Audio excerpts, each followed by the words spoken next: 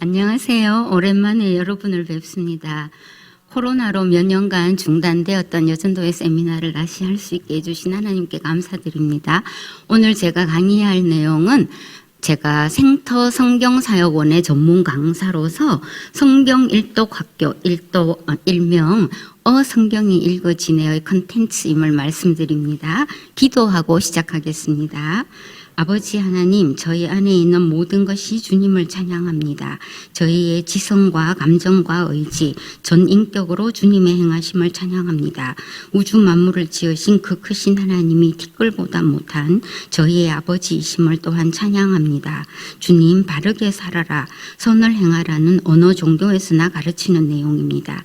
그러나 내가 어디서 왔으며 무엇을 위해 창조되었는지, 어떻게 살아야 하는지를 가르쳐주는 곳은 성경 뿐임을 감사드립니다. 성경이 저희의 경쟁력임이 감사합니다. 기독교는 종교 노름이 아니라 진리임을 감사드립니다. 오늘 창조주 하나님에 대해 공부하고자 합니다. 어두운 저희의 눈 밝히사 진리를 보게 하옵소서. 예수 그리스도의 이름으로 기도합니다. 아멘. 네. 성경 66권 중 한 권을 감춰 사람들로 하여금 신앙을 잃게 하려면 가장 효과적인 책이 창세기예요. 창세기는 그만큼 중요한 책입니다. 창세기를 신화가 아니라 역사적 문헌으로 받아들이는 게 우리 신앙의 기초가 되기 때문이에요. 드라마 1편이 믿어지지 않으면 2편, 3편, 4편도 믿어지지 않기 때문이죠. 1편을 신화로 여기면 그 뒤도 다 신화로 취급되기 때문입니다. 그런 의미에서 오늘 창세기 1장을 중심으로 창조주 하나님에 대해 알아보고자 해요. 우리 신앙의 혈관을 막는 콜레스테롤성 질문들 중 하나는요, 21세기를 사는 한국 사람인 내가 이스라엘산 수입 종교인 기독교를 왜 믿어야 하나요? 그러나 여러분, 이것은 성경을 제대로 읽지 않은 무식의 소치입니다. 성경은 내 얘기로 시작합니다. 성경이 남의 얘기면 재미없잖아요. 창세기 1장은 현실입니다. 내 생명이 어떻게 시작됐나를 알려주기 때문이에요. 그래서 창세기 1장은 내 존재의 질량만큼이나 중요합니다. 성경은 이스라엘의 국사로 시작하지 않습니다. 이스라엘의 국사는 창세기 12장부터 시작돼요. 그러면 창세기 1장부터 11장까지는 뭐냐? 인류 일반 역사예요. 천지와 만물의 기원, 인간의 기원, 가정과 국가의 기원, 죄와 죽음의 기원 등 인간이라면 아무도 비껴갈 수 없는 근본적인 문제를 다루고 있어요. 만약 성경이 창세기 12장부터 시작한다면 우리는 하나님을 믿을 필요가 없습니다. 성경은 이스라엘의 국사가 되고 하나님은 이스라엘의 부족신으로 전락하니까요. 그러나 창세기 앞부분은 남 얘기가 아니라 내 얘기로 시작합니다. 오늘 내가 어떻게 해서 이 모습으로 이 자리에 앉아있게 됐는지를 가르쳐 주니까요. 그뿐 아닙니다. 내가 왜 지어졌는지, 어떻게 살아야 하는지, 어디로 가는지도 가르쳐 주는 책입니다. 성경을 읽겠다고 창세기 1장을 열어보면 하나님이 빛을 만드시고 하늘, 땅, 식물을 만드시는 얘기가 제일 먼저 나옵니다. 성경이 이런 얘기로 문을 연다는 건 좀 뜻밖이죠. 왜냐하면 하나님은 영혼, 예배, 구원, 이런 영적, 형이상학적 주제로 성경을 시작하실 것 같잖아요. 이건 하나님을 아빠로 생각하면 쉽게 이해됩니다. 부모는 자식이 태어나면 바르게 살아라, 순종해라, 이런 거 먼저 가르쳐요? 아니면 우선 옷 입혀주고 젖부터 먹여요? 먼저 자식한테 필요한 거 챙겨주잖아요. 심지어 태어나기도 전에 벌써 아이가 쾌적하게 살아갈 환경을 준비해 두죠. 기저귀도 사놓고 침대도 갖춰두고 젖병도 마련해 둡니다. 우리 아버지 하나님도 마찬가지세요. 당장 사람 사는 데 필요한 거 챙겨주시는 분이에요. 순종해라, 믿어라, 예배해라, 이런 거 이전에 사람이 살 수 있는 물리적 환경을 조성해 주시는 게 하나님께는 급선무였어요. 그래서 우리는 먼저 자연과학자로서의 하나님을 살펴본 다음 인문사회과학자로서의 하나님을 살펴볼 거예요. 하나님을 자연과학자로 보기는 창조를 과학적 관점에서 조망해보자는 얘기예요. 그래서 창조냐 진화냐를 저울질해 볼 거고요. 하나님을 인문사회과학자로 보기는 창조를 인문학적 관점에서 조망해보자는 얘기예요. 그래서 사람의 존재의 지원받은 목적, 어떻게 살아야 할 건가에 대해 공부할 거예요. 나는 어디서 왔나? 어떻게 살아야 하나? 이런 고민 안 하고 사는 사람 없죠. 누구 거기 없어? 나에 대해서 말해줄 사람 어디 없어? 하니까 옆에서 내가 가르쳐 줄게 하는 거예요. 그래서 누군가 봤더니 학교예요. 내가 어디서 왔는지 가르쳐 주는 곳이 두 군데 있어요. 학교와 교회. 이게 천재교육 출판사에서 나온 고등학교 1학년 과학 교과서 1단원인데요. 나는 무엇이었을까라는 질문으로 시작합니다. 16년 전에 나는 이랬고 20만 년 전에 나는 호모사피엔스였고 46억 년 전에 나는 원초물질이었고 138억 년 전에 나는 저 머나먼 별 우주에 떠다니는 별먼지 한 점이었다는 거예요. 그래서 별에서 온 우리라는 단어는 또 있어요. 우리 세대가 학교 다닐 때와는 또 달라요. 저희가 학교 다닐 때는 진화론 하면 그저 고등학교 생물 교과서 마지막 단원을 장식하는 한 분야였어요. 지금 우리 아이들이 배우는 교과서는 딴판이에요. 생물뿐만 아니라 물리, 지학, 사회과학까지도 진화론, 빅뱅 이론을 기본으로 깔고 출발해요. 그러니 저희 때는 상상도 못할 이런 교과서가 등장하는 거죠. 여러분, 우리의 금쪽 같은 아들, 딸, 손자, 손녀가 너는 138억 년 전에 작은 먼지 한 점일 뿐이었어. 이런 무신론적 가르침을 무차별적으로 받고 있어요. 네 조상은 원숭이야. 이런 허위 속에서 지적 여정을 시작합니다. 세상이 이런 거짓된 가르침으로 우리 애들을 세뇌시키기 전에 우리가 먼저 성경으로 무장시켜야겠죠? 그럼 먼저 물질과 인간의 기원에 대해 학교에서는 어떻게 가르치고 있는지 볼게요. 지피지기면 백전백승이니까요. 당신이 여기 존재하게 된 경위에 대해 학교 과학 시간에 배운 내용. 1. 빅뱅 이론. 빅뱅 이론이란 극도로 작았던 우주가 약 138억 년 전에 초고온, 초고밀도 상태에서 팽창하여 오늘날의 우주로 변화해 왔다는 이론이에요. 아무것도 없는 무에서 양자요동이 일어나 지름이 10의 마이너스 33제곱센티미터 되는 원시 양자 우주가 탄생했을 거라는 거예요. 그런데 이 초고온, 초고밀도의 원초 물질이 갑자기 큰 꽝을 일으키고 이게 영어로 빅뱅이죠. 우주가 팽창하면서 현재 상태에 이르렀다는 거예요. 2. 생명자연 발생 이론. 생명자연 발생 이론이란 빅뱅 후 생명은 무생물로부터 자연이 생겼다는 화학 진화 이론이에요. 자연희를 다른 말로 해보세요. 그냥 생겼다는 거예요. 어떻게 그렇게 되는데? 그러니까 그냥이라니까요. 네. 대폭발 이후 오랜 세월이 지나면서 원자와 분자들이 생기고 원시 대기가 천둥 번개와 같은 에너지를 받아 생명의 기본 단위인 아미노산 등의 유기물들이 자연 발생, 그냥 생겼다는 거예요.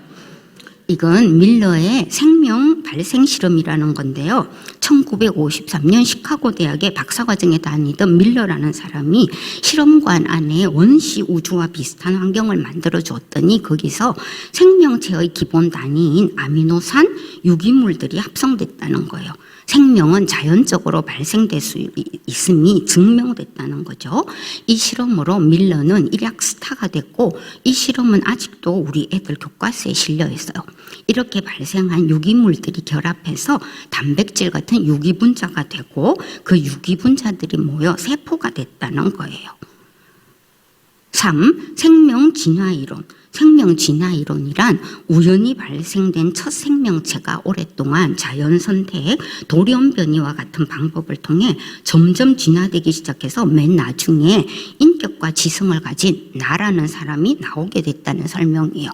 우리 조상은 아메바, 침팬지라는 말이죠. 여기까지 학교과학 교과서가 가르치는 내용을 정리하면요.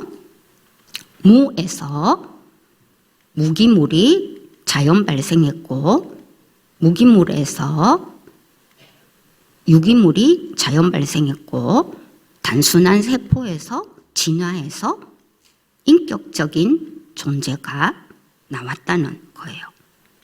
당신이 과학적이라면 이렇게 질문하십시오. 사람들은 교과서를 맹신하는 경향이 있어요. 과학자들이 어련히 잘 연구하고 검증했으려고 다 증명된 사실이니 교과서에 실렸겠지 이렇게 생각하는 거예요. 과학은 진실을 규명하는 가장 합리적 도구라고 자타가 공인하는 데서 온 무장해제 현상이에요. 그러면 여러분 교과서가 맞다면 일본은 왜 교과서를 왜곡하나요? 북한은 왜 6.25 전쟁 6.25 사변 한국전쟁이 남한이 북한을 침략한 거라고 왜곡하나요? 교과서를 다 믿으면 안 돼요. 교과서는 시대 정신을 반영하는 거울일 뿐이에요. 그래서 지금 우리는 학교에서 가르치는 과학 교과서한테 반론을 제기해 보려고 해요. 물론 과학을 부정하는 건 아니에요. 오히려 과학 행위야말로 창조주 하나님께서 세상을 운행해 나가시는 질서와 원리들을 발견해 나가는 과정이라고 우리 믿어요. 그러나 성경과 교과서가 나라는 존재의 근원에 대해 상반되는 얘기를 하고 있으니까 이 문제를 한번 정직하게 대면해 보자는 거예요. 먼저 우리의 기원을 이렇게 빅뱅 진화론으로 설명하는 과학 교과서한테 과학적으로 질문해 볼게요.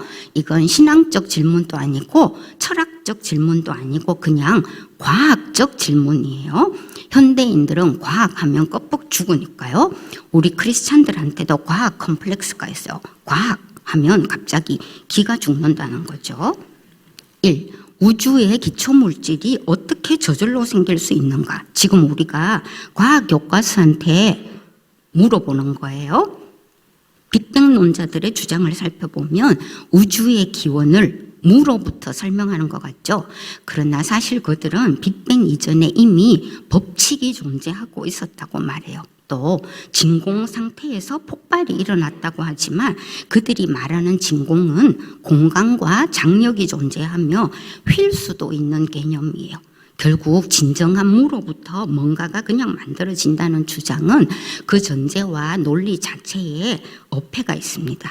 인간은 무로부터의 기원을 설명할 수 없음을 보여줄 뿐이에요. 빅뱅 이론은 천문학의 진화론입니다.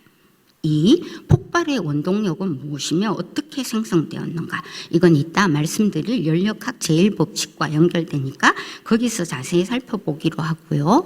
우선 2020년에 블랙홀의 발견 성과로 노벨 물리학상을 받은 옥스퍼드 대학의 로즈 펜로즈 교수는 그 팽창은 오늘날의 거대 우주를 만들어낼 확률이 낮다고 단언했어요. 극히 낮은 확률을 갖는 초기 상태만이 오늘날의 균이라고 평평한 지구를 만들어낼 수 있다고 말해요. 그러니까 급팽창으로 이 우주가 생겨나는 게 불가능하다는 거죠. 펜로즈 교수는 빅뱅 이론을 주장한 스티븐 호킹과도 막역한 사이고 상대성 이론에 대해서도 가장 잘 설명하는 학자로 알려져 있어요. 물리학자들이 모두 다 급팽창 이론이나 빅뱅 이론을 지지하는 것도 아니고 거기에는 심각한 문제가 있음을 보여주는 거죠. 우리 우주가 지금 팽창하고 있는 건 사실이에요. 그러나 처음부터 우주가 팽창해서 천지가 창조됐다고는 할 수 없어요. 3. 대폭발 이후 서로 부딪히지 않고 질서정연하게 지금까지 떠있게 하는 힘은 어디서 온 것인가? 이건 이따 말씀드릴 연력학 제2법칙과 연결되니까 거기서 자세히 볼게요. 대폭발 이후 질서를 이루려면 추가로 에너지가 더 필요하잖아요. 이 에너지가 어디서 나온 건지를 빅뱅 이론은 설명해내지 못한다는 거죠. 여기서 잠깐 자연과학의 6단계를 살펴볼게요. 자연과학의 6단계는 관찰, 가정, 이론, 실험, 증명, 법칙이에요. 먼저 어떤 자연현상을 관찰합니다. 예를 들어 손에서 물건을 놓으면 하나같이 모두 위에서 아래로 떨어지는 거예요. 아래에서 위로 올라가는 건 하나도 없어요. 그래서 혹시 이 지구 중심의 물건들을 잡아당기는 어떤 힘이 존재하는 게 아닐까 하고 가정을 해봤어요. 그리고는 그걸 중력의 이론이라고 일단 이름 붙입니다. 그 다음 실험을 해보는 거예요. 높이 1m에서도 물건을 떨어뜨려 보고 10m에서도 떨어뜨려 보고 100m, 1000m에서도 떨어뜨려 봤더니 다 그렇게 되는 거예요. 증명이 된 거죠. 그럼 이제 이건 법칙이라는 이름과 지위를 부여받습니다. 중력의 법칙, 만유 인력의 법칙이 되는 거죠. 그러니 이론하고 법칙이 싸우면 누가 이길까요? 당연히 법칙이죠. 왜냐? 이론은 아직 실험과 증명을 거치지 못한 미성숙 단계고, 법칙이란 누가 언제 어디서 실험을 해도 동일한 결과가 나오는 걸로 검증됐으니까요. 지금까지 우리가 살펴본 과학 교과서의 주장, 빅뱅 이론, 생명 자연 발생 이론, 생명 진화 이론은 모두 이론일 뿐이란 걸 명심하세요. 4. 연력학 제1법칙과 제2법칙의 위배됨은 어떻게 설명할 것인가? 과학교과서가 주장하는 이런 이론들이 연력학 제1법칙과 제2법칙에 위배됩니다. 동서고금의 모든 과학자들이 만장일치로 인정하는 이 두 법칙에 안 맞는다는 거예요. 연력학 제1법칙이란 에너지 보존의 법칙이에요. 에너지는 형태를 바꿀 거나 옮겨갈 수는 있지만 생성되거나 소멸될 수는 없다는 그야말로 법칙이에요. 빅뱅 이론은 무에서 우주의 기초가 되는 원초 물질 덩어리가 초고온, 초고밀도 상태에서 팽창과 냉각을 거치면서 오늘날의 우주로 변했다고 주장하잖아요. 이 초고온, 초고밀도 상태라는 게 이미 에너지를 갖고 있다는 뜻이에요. 그러니 연력학 제1법칙에 정면으로 위배되는 거죠. 연력학 제2법칙은 엔트로피 증가의 법칙이에요. 고립된 계에서 에너지를 쓰면 쓸모 있는 에너지는 줄어드는 반면 무질서도는 증가한다는 법칙이에요. 빅뱅에 의해 지금처럼 이렇게 질서정연한 우주가 탄생하는 건 이 두 가지 법칙에 위배된다는 거죠. 즉 폭발할 때 에너지가 팽창한다는 게 연력학 제1법칙에 위배되고요. 그 다음에 점점 더 질서정연한 우주로 변해간다는 게 연력학 제2법칙에 위배되잖아요. 지금 너무 어려워서 자기가 몸 안에 있는지 몸 밖에 있는지 모르는 분 계시죠? 사모님, 어쨌든 전 창조를 믿는다니까요. 근데 왜 이렇게 아까운 시간을 빅뱅 진화론 때리는데 허비하세요? 빨리 성경으로나 들어가시죠. 여러분은 그 옛날에 학교를 다니셨고 오랜 신앙생활로 창조가 자연스럽게 믿어져요.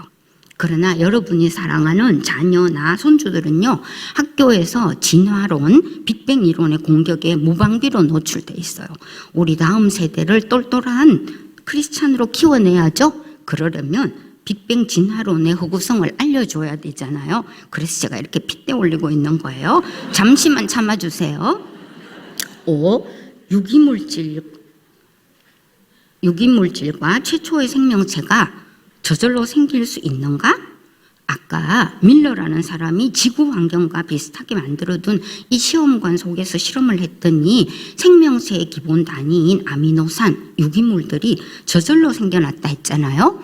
이건 허구예요. 왜냐하면 실험의 조건 자체를 실제 지구 환경과 다르게 설정했거든요. 밀러는 이 시험관 속에서 산소를 제거하고 메탄, 암모니아, 수소 같은 가스만 집어넣었어요. 산소가 있으면 유기물이 합성되더라도 바로 파괴돼 버릴 걸 알고 있었거든요. 문제는 초기 지구에 처음부터 산소가 있었다는 거예요. 또 밀러는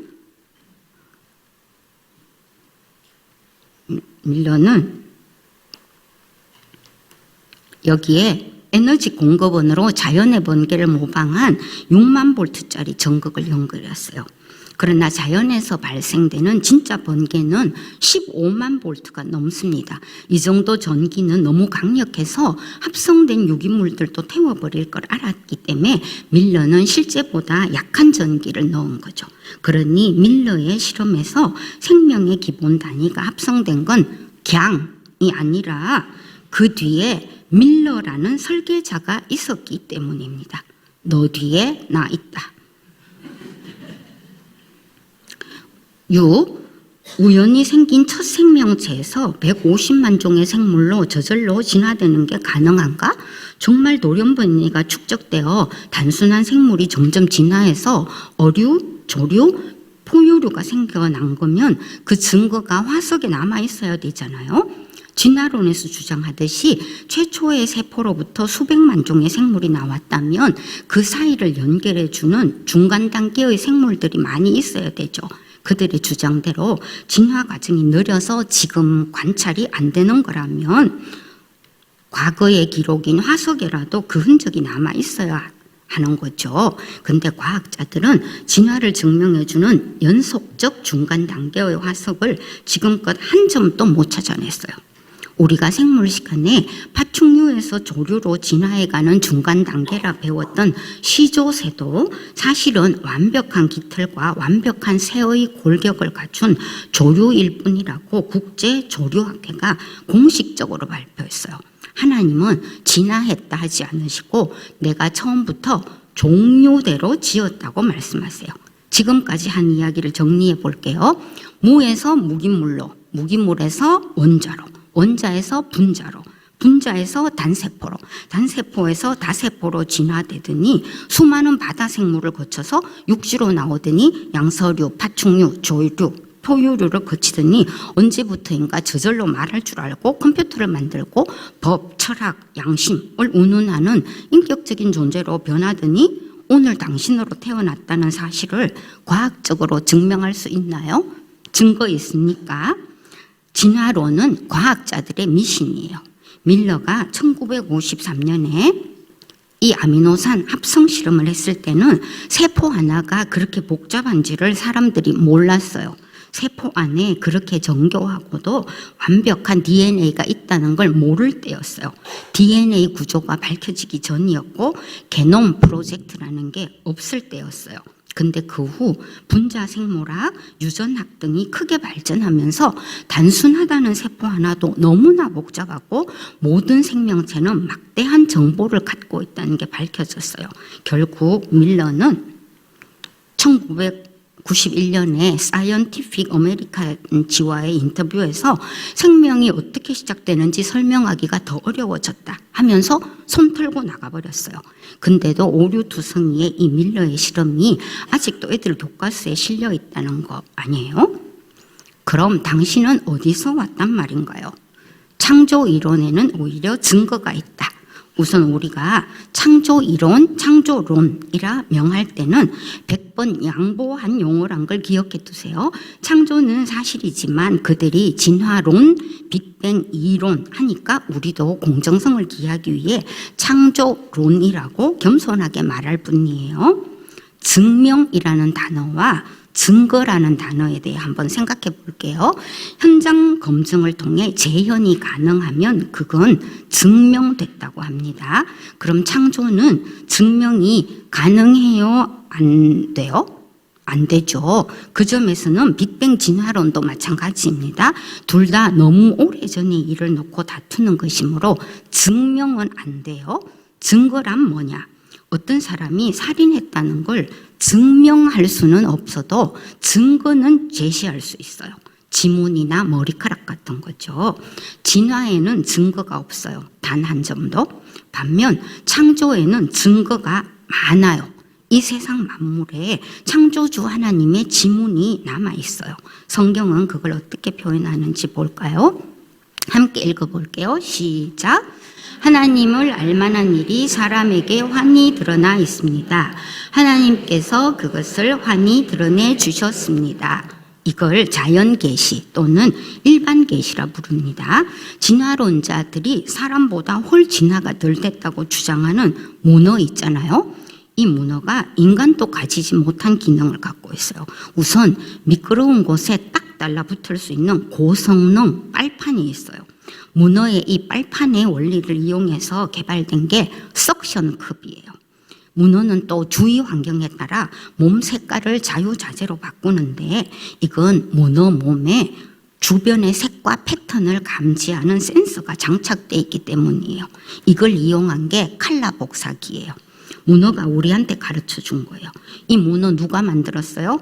저절로 이렇게 됐다고요? 천만의 말씀. 하나님의 지혜가 이렇게 디자인하신 거예요.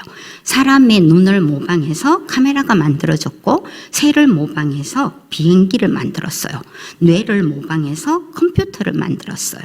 그러니 사람의 눈과 뇌, 문어와 새에 이르기까지 피조세계 곳곳에 하나님의 지혜가 선명한 지문으로 남아있는 거죠. 지적 설계자에 대한 증거가 이렇게 많은데도 이런 걸 묻어두고 무조건 꽝꽝 믿으세요? 할 필요가 없다는 거죠. 피조물의 세계를 잘 관찰하면 그것이 하나님의 영광을 선포합니다. 성경은 그걸 이렇게 표현합니다. 다 같이 읽어볼까요? 시작. 하늘이 하나님의 영광을 선포하고 궁창이 그의 손으로 하신 일을 나타내는도다. 아까 말씀드린 대로 밀러가 항복하게 된 근본적인 이유는 뭐냐면요. 생명체는 고도의 정보 시스템을 갖고 있는데 밀러가 그걸 설명할 길이 없었다는 거예요. 정보는 지성의 산물입니다.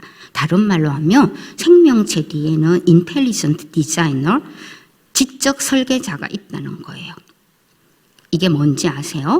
바늘 끝에 붙은 대장균과 그 DNA 정보예요. 육안으로도 보이지 않는 이 쬐끄만 대장균 하나에도 정보가 자그마치 800만 개나 들어있어요. 엄밀히 말하면 피조세계에는 미물이라는 게 없습니다. 왜냐? 아무리 단순한 생명체도 알고 보면 막대하고 정교한 정보 덩어리거든요. 세포를 열어보면 너무나 복잡합니다. 그 안에 있는 DNA를 열어보면 정보가 어마무시해요. 내 눈이 도도 말고 덜도 말고 정확하게 2개인 이유 아세요? 엄마 아빠가 그런 DNA를 물려주셨기 때문이에요. 내 아들이 도도 말고 덜도 말고 정확하게 5개의 발가락을 갖고 태어나는 이유 아세요? 이렇게 프로그래밍 된 제 DNA가 아들에게 그대로 복제됐기 때문이에요. 그 아들은 또 다음 아들한테 그 DNA를 물려주고요. 그럼 이 DNA는 언제 시작됐어야 하는 거예요? 첫사람 아담부터죠. 하나님이 단 한 사람 아담을 창조하실 때 아담 몸속에 넣어두신 염색체 23쌍이 오늘 여기 앉아있는 나를 만들었으니 창세기 1장이 내 얘기라는 거죠. 사람의 세포 속의 DNA는 30개의 염기쌍을 가진다. 이 암호를 책으로 만든다면 1000페이지 1000권 분량. 내 몸 하나를 만드는데 세포가 몇 개 필요한지 아세요? 100조 개. 근데 그 100조 중 단 하나의 세포 안에 들어있는 정보를 책으로 만들면 1000페이지 1000권 분량이 된다는 거예요. 깜놀이죠. 자동차, 비행기, 핸드폰, 빌딩 이런 걸 만들려면 우선 설계도가 필요하죠. 그 설계도는 다 어디서 왔나요? 지성을 가진 사람이 만든 거예요. 그럼 이런 설계도들보다 훨씬 더 정교하고 복잡한 우리 몸의 유전 정보들은 대체 어디서 왔을까요? 우리보다 훨씬 뛰어난 능력과 지혜를 가지신 분이 만들었다는 게 합리적 추론이죠. 우리 몸에 100조 개나 있는 세포들, 육안에도 보이지 않는 그 조그만 세포 하나가 얼마나 복잡한지 볼게요. 세포는 하나의 거대한 공업도시예요. 세포마다 방대한 노수관을 갖고 있는데 그게 DNA예요. 단백질을 만드는 설계도를 갖고 있어요. tRNA는요, 택배기사예요. 유전 정보가 명령하는 대로 아미노산을 운반해오는 일을 담당하고요. 리보솜은 자동화 공장이에요. 주어진 정보에 따라 수백 개의 아미노산을 정확하게 연결해서 단백질을 만들어줘요. 미토콘드리아는 발전소예요. 세포가 이런 일들을 하는데 필요한 에너지를 공급해 주죠. 그 외에도 운송체계, 노폐물 처리 장치, 통신 시스템, 재활용 시스템, 방어 시스템 등등이 다 갖춰져 있어요. 눈에도 안 보이는 우리 몸의 세포 하나에 이 완벽한 시스템들이 구비되어 있는데 이런 게 100조 개 모여서 내가 됐다고요. 옆 사람 한번 보세요. 야, 정말 비싸겠다. 지금부터 제가 하는 모든 질문에 큰 소리로 하나님이라고 대답하세요. 나는 한 번도 불을 떼준 적이 없는데 영하 10도, 20도의 겨울에도 항상 36.5도를 유지해 주는 내 몸 누가 지으셨어요? 하나님, 내가 소고기를 먹든 수박을 먹든 찐빵을 먹든 끊임없이 주물럭거려 살과 피가 되게 하는 위는 누가 주셨어요? 하나님. 내가 시커먼 커피를 마시든 빨간 오미자차를 마시든 평생 충성스럽게 연노랑 맑은 액체로 만들어주는 콩팥 누가 주셨어요? 네. 나는 색깔 없는 물밖에 준 게 없는데 우리 마당에 새빨간 장미도 피고 초록색 고추도 달리게 하는 거 누구 솜씨예요? 하나님. 나는 젖밖에 먹인 게 없는데 키도 잘하고 엄마도 알아보고 말도 하는 내 자식은 누가 키워주신 거예요? 하나님. 나는 배터리 한 번 갈아준 적 없는데 하루에 10만 번씩 80년, 90년 충실히 펌프질 해주는 내 심장 누가 주셨어요? 하나님. 우리 몸에 깔려있는 혈관의 총 길이는 약 10만 킬로미터예요. 서울 부산 간 고속도로를 200회 이상 지구를 2번 반이나 돌 수 있는 거리예요. 내가 얼마나 대단한 존재인지 아시겠죠? 이런 우리가 그냥 생겼다고 믿는 사람들의 믿음 정말 큰 믿음이에요. 차라리 창조를 믿는 게 진화를 믿는 것보다 쉽습니다. 제가 한국에서 원래 전공이 불어불문학이었어요.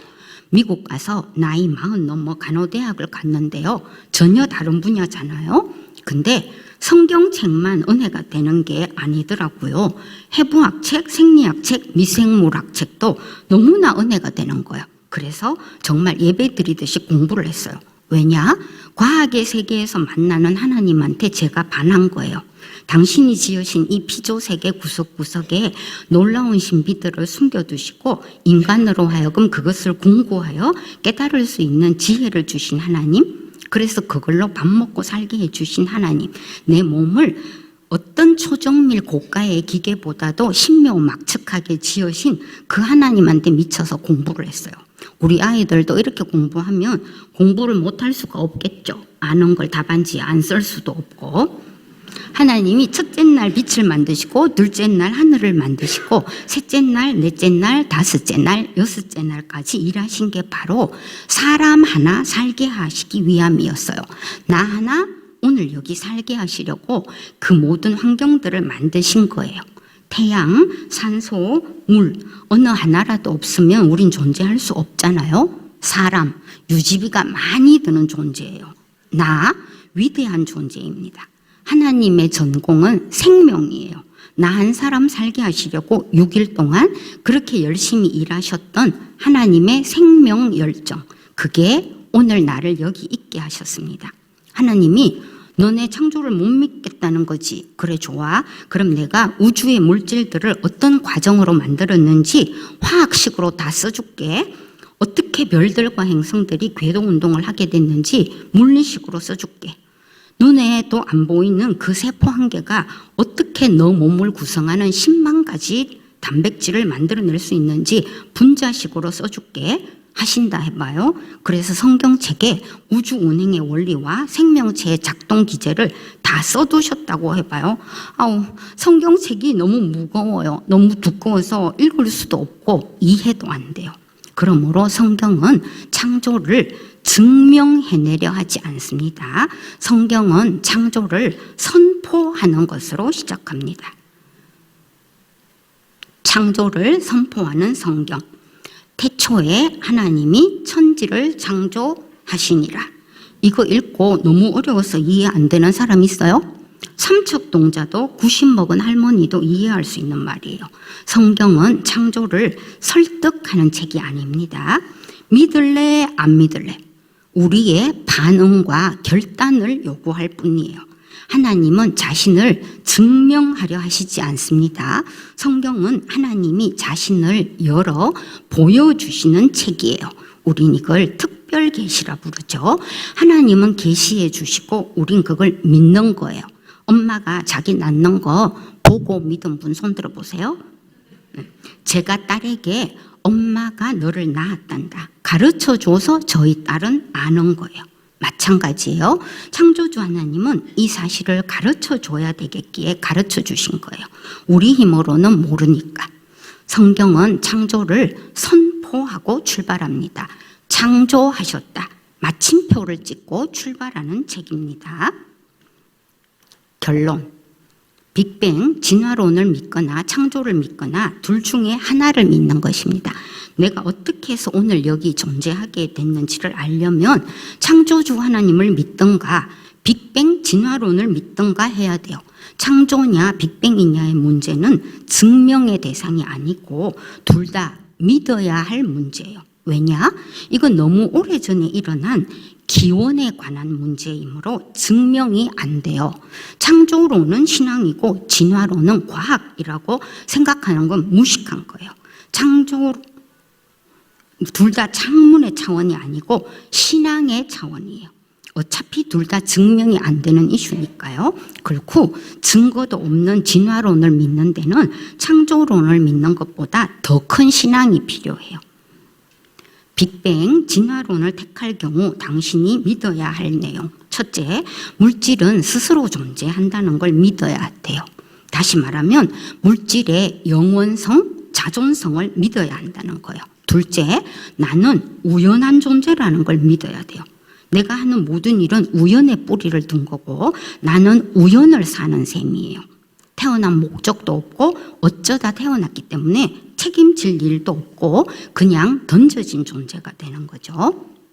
빅뱅 진화론을 믿을 경우 그래도 해결이 안 되는 문제가 있습니다. 아무리 빅뱅 진화론을 믿는 큰 믿음이 있어도 여전히 풀리지 않는 질문이 남아요. 영혼, 인격, 사랑, 양심 등 인간 내면의 가치들은 어디서 왔는가라는 질문 한 덩어리가 빅뱅 원천 물질 덩어리처럼 남는다는 거죠. 다시 말하면 인간 내면의 가치들이 설명이 안 된다는 거예요. 창조론을 택할 경우 당신이 믿어야 할 내용. 첫째, 창조주는 스스로 존재한다. 다시 말하면 하나님의 영원성과 자존성을 믿어야 합니다. 둘째, 우주 만물은 창조주의 지혜와 설계로 만들어졌음을 믿어야 돼요. 셋째, 나의 인격성, 영성은 하나님의 형상과 모양임을 믿어야 합니다. 영혼, 인격, 사랑, 양심 등 인간 내면의 가치들은 하나님의 형상과 모양입니다. 하나님으로부터 받은 거예요. 수성, 금성, 지구, 이 숱한 태양계 별들 사이에 바늘끝만한 오차가 생겨도 이 궤도가 확 옮겨 붙으면서 폭발해요. 이 안에 산다는 게 기적이에요. 그뿐 아닙니다.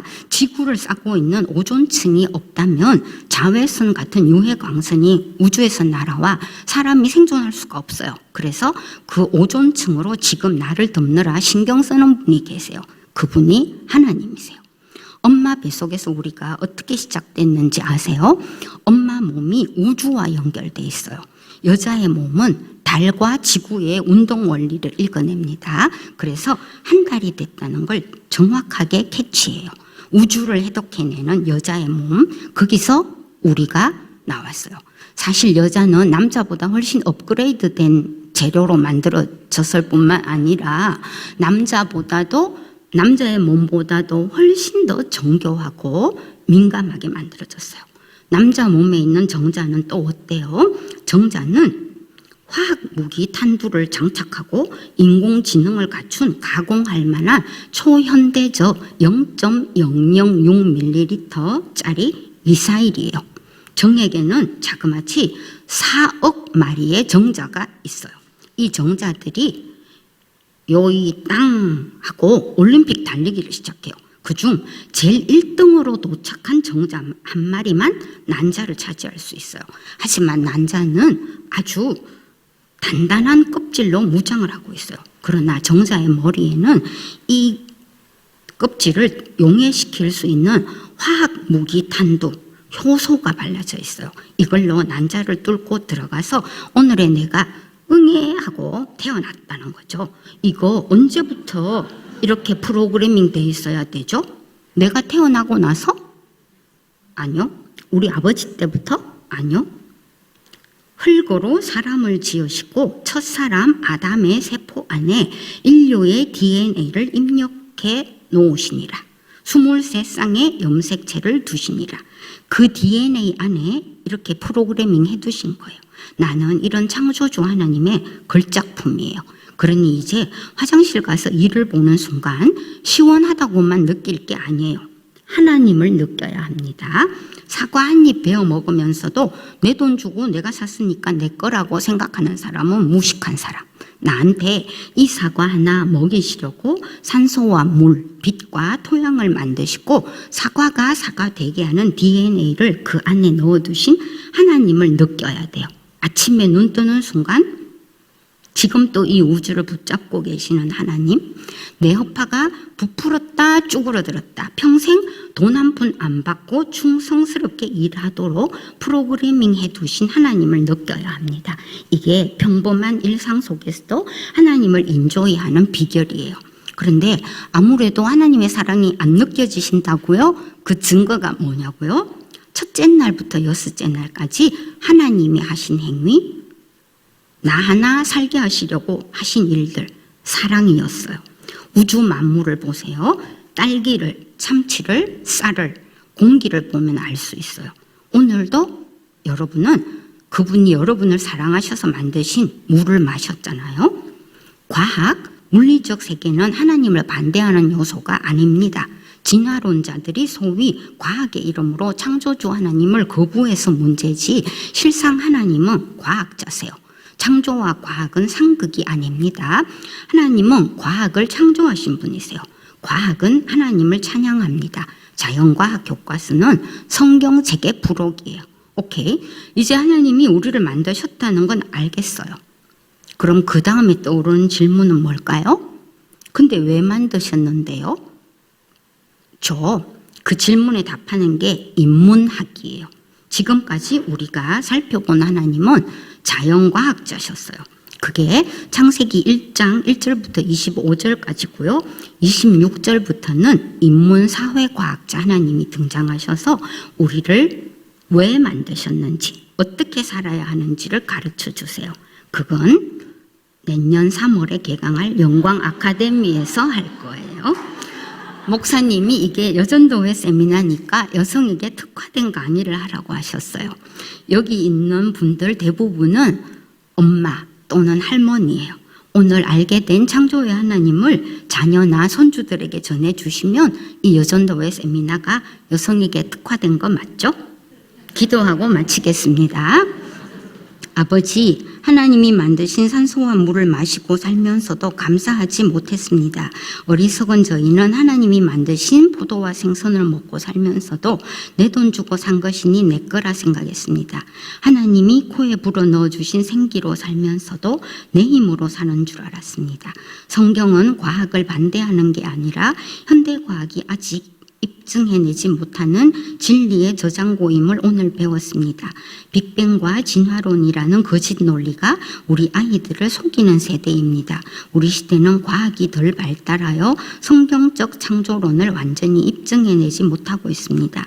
우리의 과학이 완전해져 성경이 진리임이 입증되는 시대가 오게 하옵소서. 세상의 거짓 학문이 우리 자녀들을 세뇌시키기 전에 우리가 먼저 우리의 2세들을 성경의 진리로 선점하게 하옵소서. 예수님의 이름으로 기도드립니다. 아멘.